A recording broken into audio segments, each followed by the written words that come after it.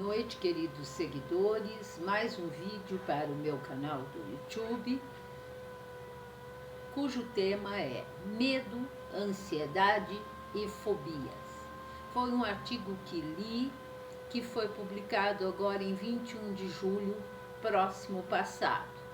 Vocês devem estar perguntando: poxa, a Célia acho que está com Alzheimer, porque ela repete em vários vídeos sobre a ansiedade. Não estou com Alzheimer, estou com a memória muito boa. É que a ansiedade é um sintoma que a grande maioria, quase 100% das pessoas, estão sentindo agora no isolamento social da pandemia de coronavírus, de Covid-19.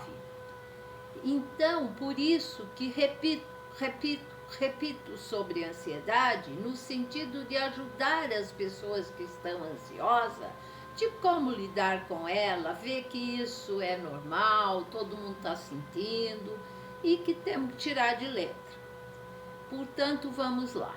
A ansiedade faz parte do ser humano.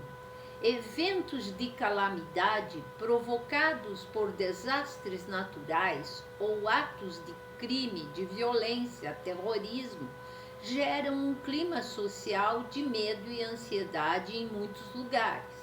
Em tempos de pandemia do coronavírus, mais uma razão para gerar este clima de preocupação e ansiedade. Embora o maior impacto sobre o psicológico dos indivíduos diretamente afetado pelas situações de desastres sejam nas semanas imediatas após o evento traumático, seus efeitos são evidentes meses e anos mais tarde, através de angústias e preocupações em elevado nível, segundo Beck e Clark. No entanto, medo, ansiedade e preocupação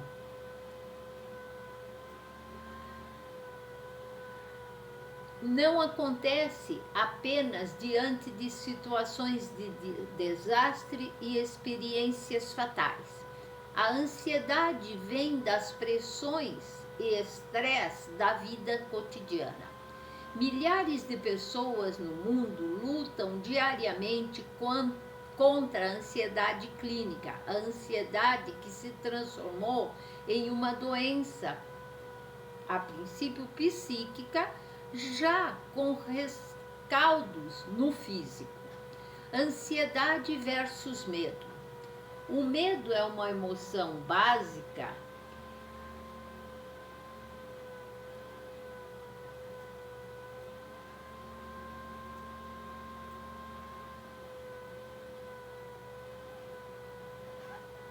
é a avaliação de perigo. E a ansiedade é o estado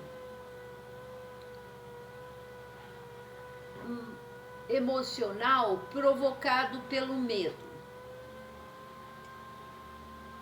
Vamos tentar explicar um pouco melhor tudo isso. O medo é uma emoção básica do ser humano e ocorre como uma resposta adaptativa em situações desconhecidas, pois nos protege e nos faz tomar cuidado antes de determinadas atitudes, impedindo comportamentos impulsivos e ousados que podem ser fatal para nós.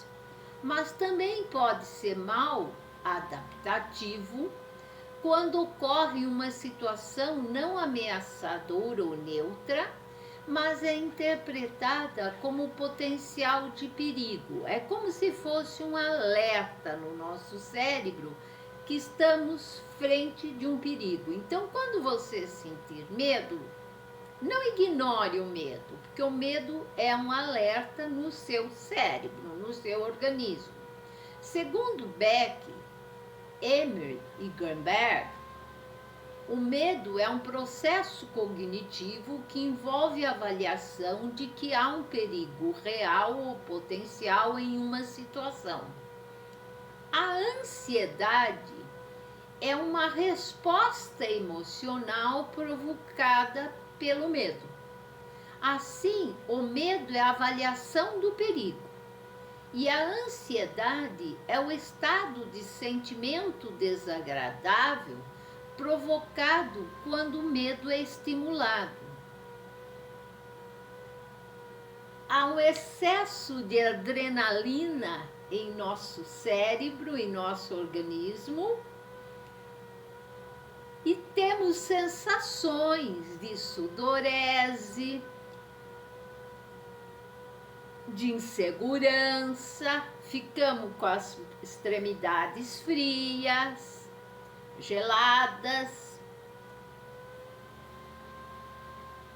enfim. O medo é a condição automática e básica que está presente em todos os transtornos de ansiedade. Primeiro é o start, o medo, depois vem a ansiedade. A ansiedade é mais permanente e inclui outros fatores além do medo, como aversão, incontrolabilidade, vulnerabilidade, incapacidade para alcançar o resultado desejado.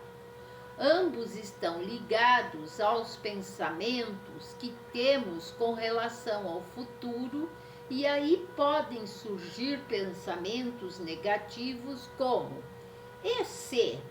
E se eu não conseguir lidar com essa situação? E se eu morrer? E se der tudo errado? E se eu não conseguir fazer? E se der errado, estou perdido, será meu fim? E se eu passar vergonha? Dentre muitos outros questionamentos que surgem em nossa mente. O medo é um processo cognitivo que envolve a avaliação de que há um perigo real ou um potencial em uma situação. Então, o medo é muito bom para a gente porque é um start, um alerta. Estou em perigo. Medo é natural do ser humano. Todos já tivemos ou temos medo de alguma coisa e ou alguma situação. Quando nos sentimos ameaçados, o medo desperta atenção e receio de algo ruim que pode acontecer, preparando-nos para uma situação de luta ou de fuga. Ou eu enfrento a situação que está me causando medo, ou perna para quem tem, corro. Medo normal ou anormal? Mas e como saber se o medo é normal ou anormal?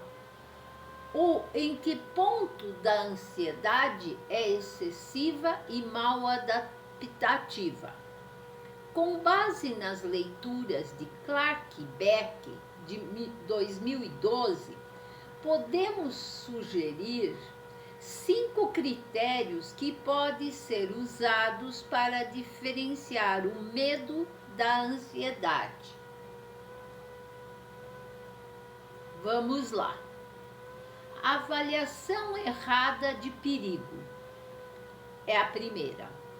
Uma situação que não apresenta perigo real pode ser entendida como ativação de crenças disfuncionais do indivíduo, sendo um medo excessivo e irracional. Exemplo: reação de medo frente a um cachorro pitbull solto na rua. E a mesma reação de medo frente a um cachorro poodle toy na coleira.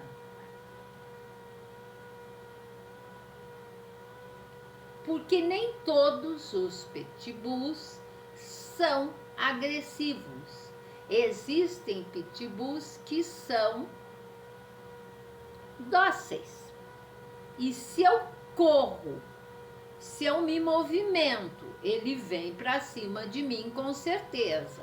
E se eu ficar quieta, não mostrar medo, não exalar o odor que temos quando temos medo, ele vai passar despercebido por nós. Enquanto que o poodle toy na coleira, o risco é zero. Falta de reação, de resposta, esse é o 2. Quando a ansiedade interfere no enfrentamento das situações de ameaça e a pessoa congela, fica estática, mórbida, não conseguindo ter reação frente ao perigo, sentindo-se paralisada. Conforme o Manual Diagnóstico Estatístico de Transtornos Mentais, o DSM-5, que é o último, ele gera sofrimento acentuado ou inferência significativa na rotina nossa, funcionamento ocupacional ou acadêmico, atividades ou relacionamentos sociais normais do indivíduo.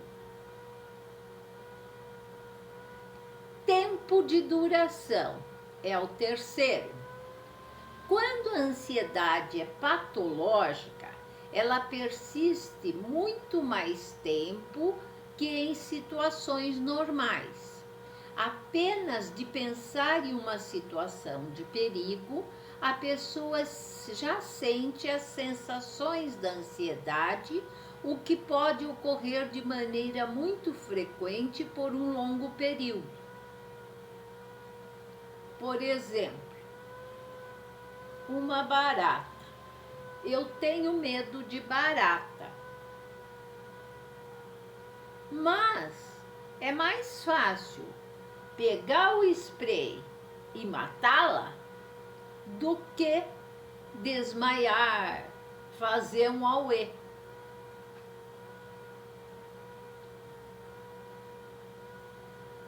Quarto, alarmes falsos.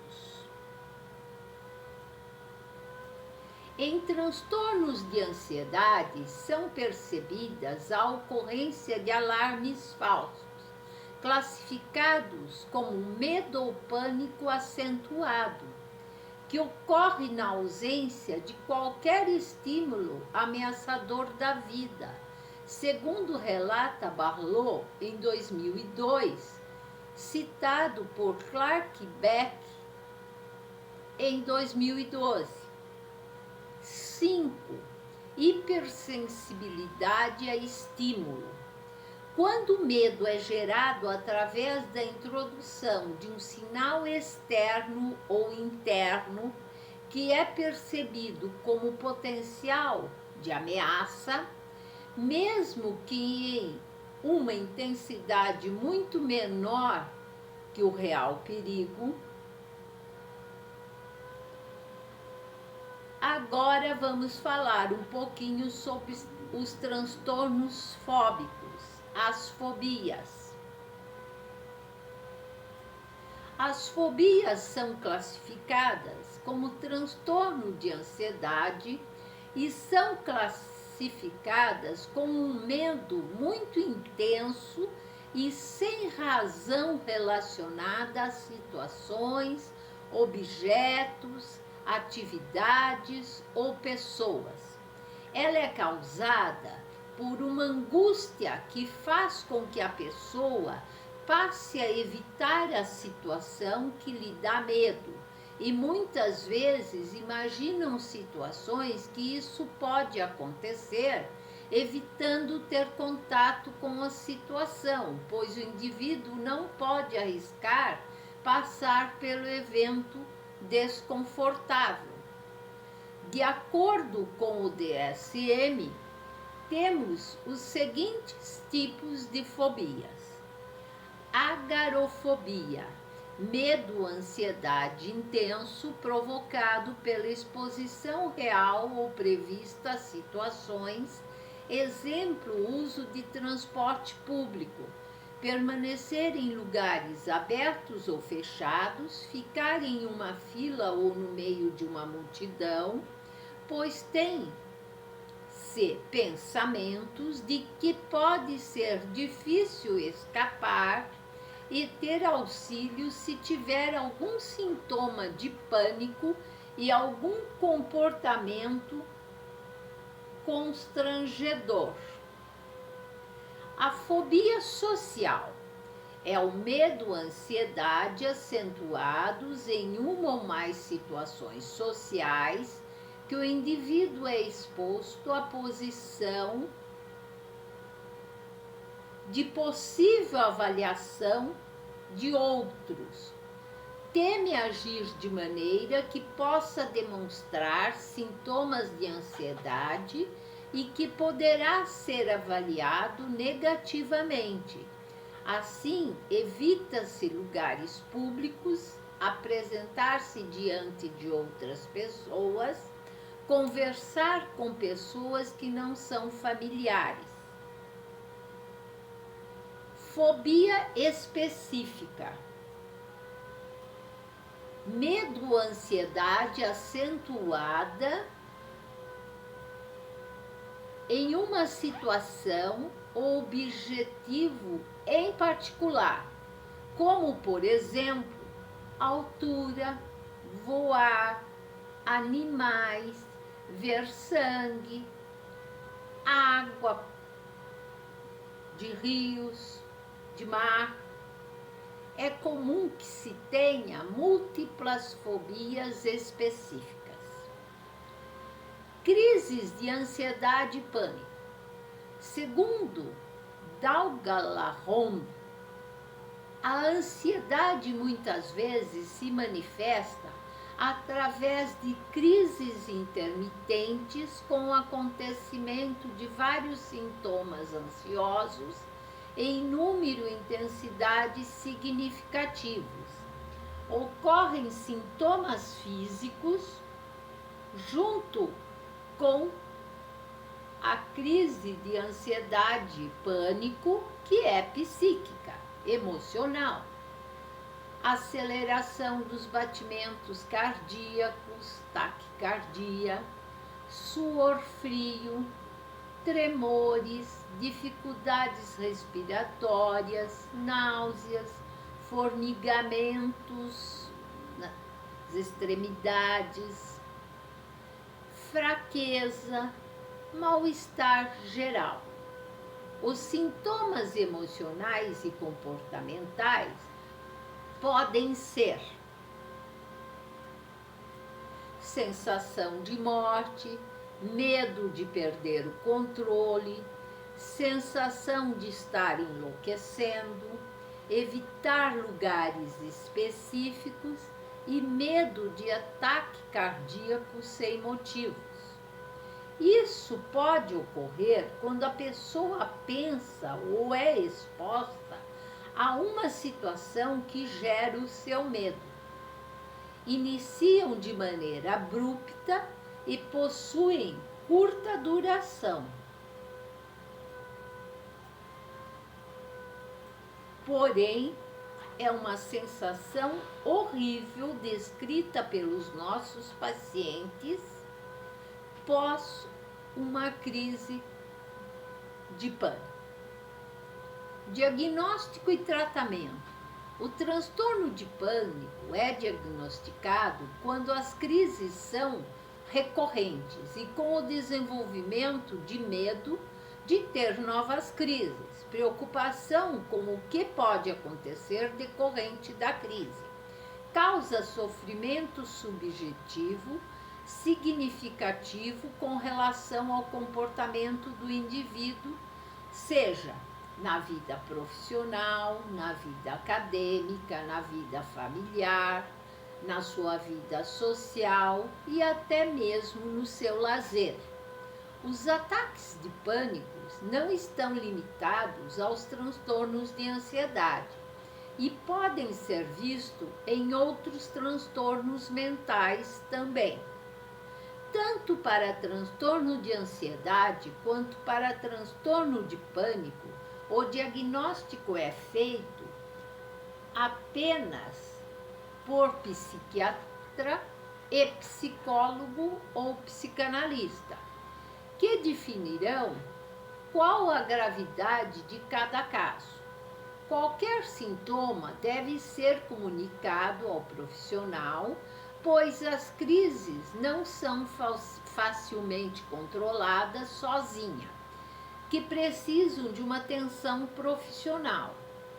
O tratamento inclui medicamentos e psicoterapia realizada normalmente por cognitiva comportamental, que é muito rápido, e a pessoa aprende a conviver com a situação e a fazer o enfrentamento desta situação.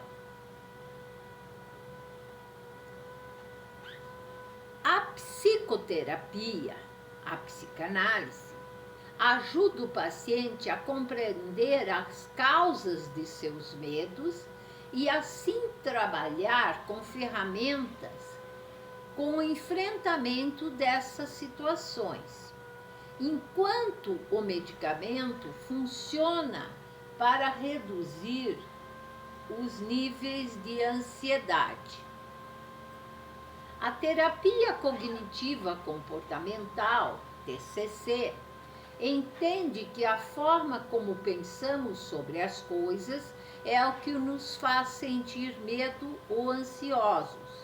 Observamos as coisas que dão errado, sendo negativos e críticos com o que fazemos, e com o meio em geral, acreditamos não sermos capazes de lidar com as dificuldades e com as mudanças. Quando isso acontecer, você precisa assumir o controle para aprender a vencer a sua própria ansiedade. É necessário mudar a maneira como pensamos para podermos nos sentir menos ansiosos, e a terapia cognitiva comportamental pode lhe ajudar nisso, pois é uma das melhores formas para trabalhar esses casos, por ser uma abordagem com evidência científica estruturada e diretiva, possui metas definidas e participação ativa do paciente no seu processo de mudança.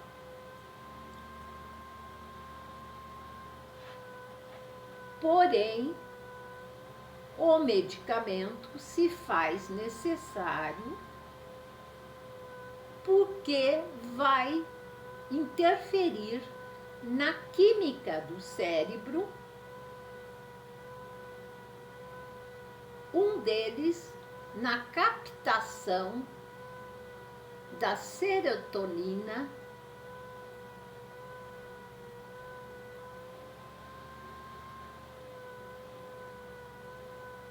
e, portanto, é de suma importância. Gostaria de esclarecer dúvidas referente a este assunto com vocês, caso tenham.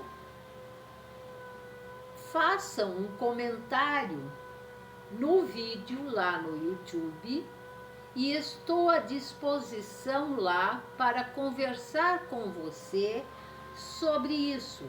Se você tem medo, tem ansiedade, tem fobias, ou se você é um profissional da área psi e também quiser esclarecer dúvidas comigo, que tenho muita experiência, muitos livros publicados, enfim, estou à disposição. Faço comentário no YouTube, no final do vídeo, que responderei e estarei à sua disposição.